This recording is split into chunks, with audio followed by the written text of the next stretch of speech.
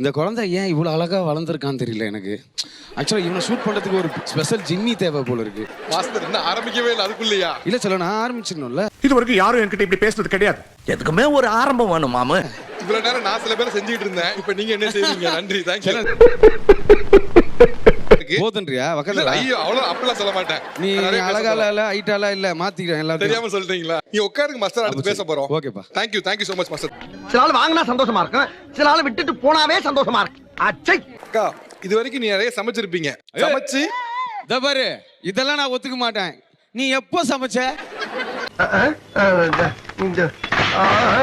ஏய் இவங்க புருஷனுக்கு போனை போடு. பொண்டாட்டி என்னைக்கு ருசியா செஞ்சது? ருசியா செய்யறப்போ இல்லையா? சரி, சமையல் பண்ணிருக்கேன், அதை ஒத்துக்கிடணும். பண்ணிருக்க செல்லம். அந்த பரிதாபத்துல எத்தனை பேர் இறந்திருக்காங்க? ஒரு சொதப்பல் சமையல்ல இருந்தா சூப்பர் சமையல் பிறக்குது.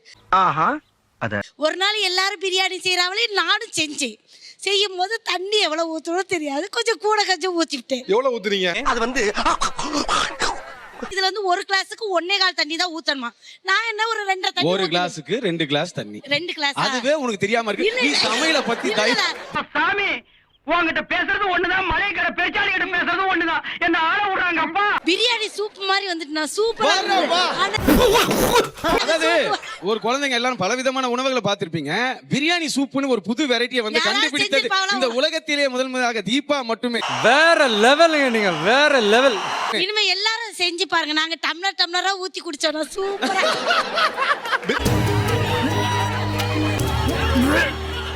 நீங்க பிரியாணி பண்ணல சூப் பண்ணீங்களா? பிள்ளைகிட்ட என்ன சொல்றது?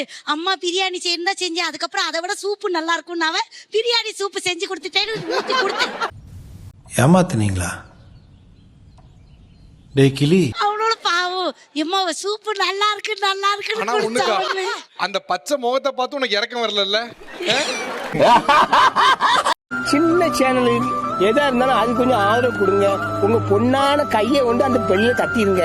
அவங்களுக்கு சப்ஸ்கிரைபர் 5-10 ஏறுனா அவங்க மனசு சந்தோஷப்படும்.